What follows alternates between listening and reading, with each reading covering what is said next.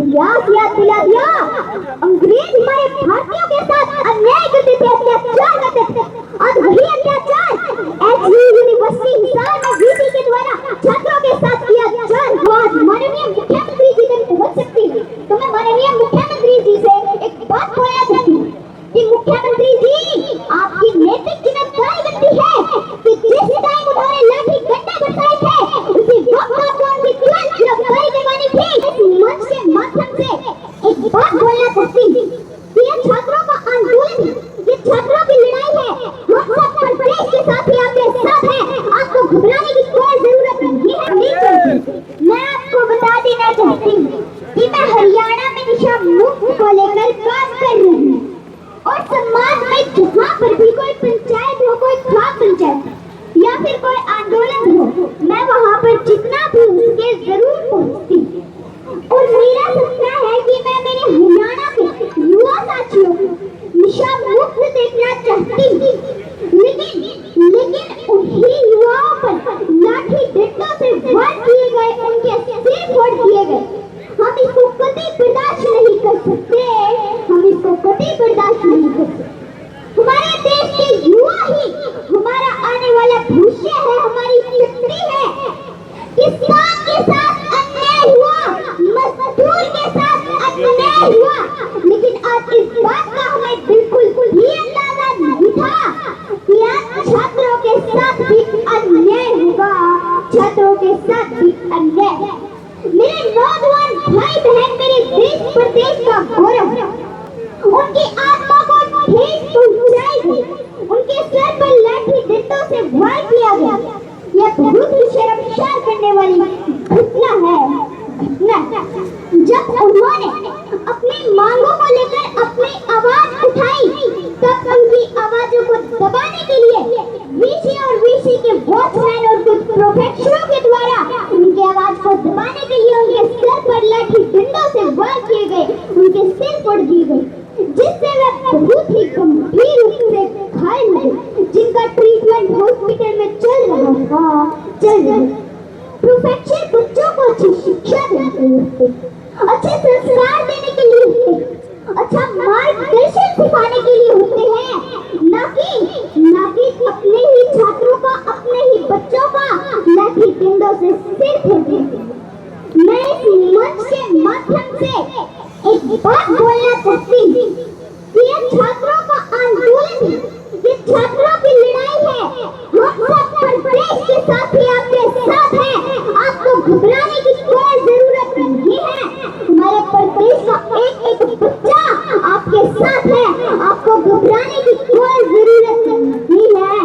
और मैं मंच के माध्यम से एक बात और बोलना चाहती हूँ कि यह छात्रों का आंदोलन है, इसे छात्रों का आंदोलन ही रहने दीजिए, इसे राजनीतिक मुद्दा ना बनाए, क्योंकि ये हमारे देश के आने वाले भविष्य का सवाल है।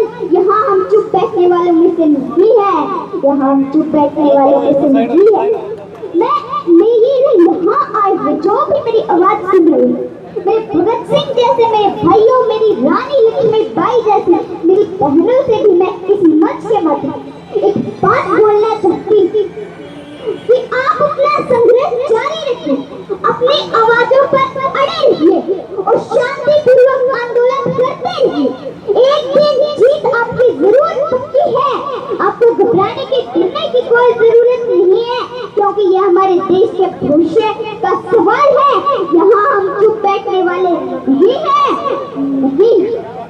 और मैं एक बात और, अगर मेरी आवाज माननीय मुख्यमंत्री जी तक पहुंच सकती है तो मैं माननीय मुख्यमंत्री जी से एक बात बोलना चाहती हूँ कि मुख्यमंत्री जी, आपकी नैतिक जिम्मेदारी बनती है कि जिस टाइम उन्होंने लाठी डंडा बरसाए थे उसी वक्त आपको उनकी तुरंत गिरफ्तारी करवानी थी, लेकिन आपने तो अब तक आप चुप बैठे, आपने हमसे कोई कार्रवाई नहीं की है, नहीं की।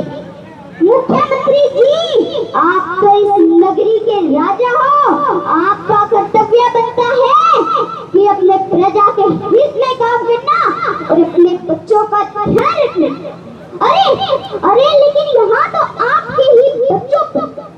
डंडों से वार किए गए, लेकिन आप तो फिर भी चुप हैं। आपने इस पर ढंग से कोई कार्रवाई नहीं की है, नहीं की। मैं इस मंच के माध्यम से माननीय मुख्यमंत्री जी हाथ जोड़कर अपील करती हूँ, रिक्वेस्ट करती हूँ, प्रार्थना करती हूँ कि मुख्यमंत्री जी आप छात्रों की मांगों को पूरी कीजिए, उनकी मांगों को सुनिए। और एक बात और मैं इस मंच के माध्यम से मुख्यमंत्री जी तक पहुंचना चाहते हैं कि मुख्यमंत्री जी एक बार आप खोल के देखिए, यहाँ हमारे भविष्य के डॉक्टर, इंजीनियर, वकील, आईपीएस ऑफिसर बनने वाले युवा आज रोड पर बैठे हैं, धरने दे रहे हैं, अपनी आवाजों को लेकर अपनी आवाज उठा रहे हैं। तो एक बार आप आँख खोल के देखिए, आप खोल के। और आज यहाँ पर एक पंचायत का गठन हुआ। इस पंचायत का उद्देश्य है कि छात्रों को न्याय मिलना चाहिए। जिन छात्रों के साथ अन्याय हुआ, जिन छात्रों के साथ अत्याचार हुआ, जिन छात्रों के सर पर लाठी डंडा से वार किया गया, उनको न्याय दिलाने के लिए आज इस पंचायत रखी गई है। और बड़े ही शर्मसार करने वाली घटना तो ये है कि हमारे भविष्य के डॉक्टर, इंजीनियर, वकील, आईपीएस ऑफिसर बनने वाले युवा आज रोड पर बैठे हैं, अपने धरने दे रहे हैं, अपनी आवाजों को उठा रहे हैं। और बड़े दुर्भाग्य की बात तो यहाँ पर आती है कि आज तक प्रशासन ने इस पर हमसे कोई कार्रवाई नहीं की है। और वीसी ने तो हमें वो पुराना इतिहास याद दिला दिया। अंग्रेज हमारे भारतीयों के साथ अन्याय करते थे, अत्याचार करते थे। आज वही अत्याचार एचयू यूनिवर्सिटी हिसार में वीसी के द्वारा छात्रों के साथ किया जा रहा है। जो भी यहाँ मेरे भाई और मेरी बहन मेरी आवाज सुन रहे, तो मैं उनको बोलना चाहती हूँ कि आपको घबराने की, डरने की, गिड़गिड़ाने की, झुकने की कोई जरूरत नहीं।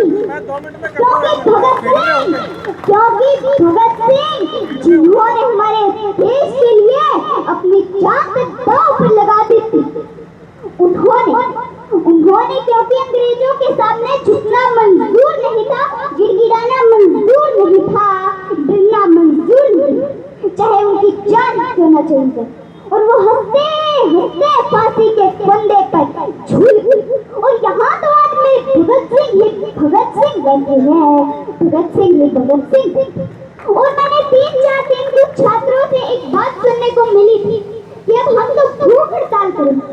तो मैं उन छात्रों से बोलना चाहती हूँ कि आपको भूख हड़ताल करने की कोई जरूरत नहीं है, क्योंकि ये जो वीसी है, ये जो सरकार है, ये आपको वैसे ही कमजोर देखना चाहती है।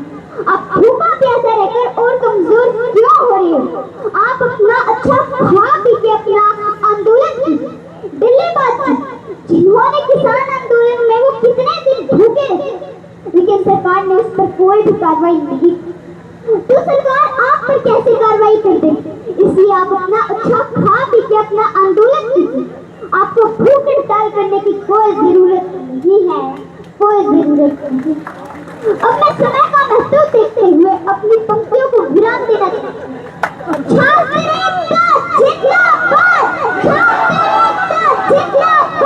युवा हम इस देश की ताकत है। युवा उठेगा तो देश बढ़ेगा। युवा के जोश से देश का विकास है। जय जवान जय किसान। धन्यवाद।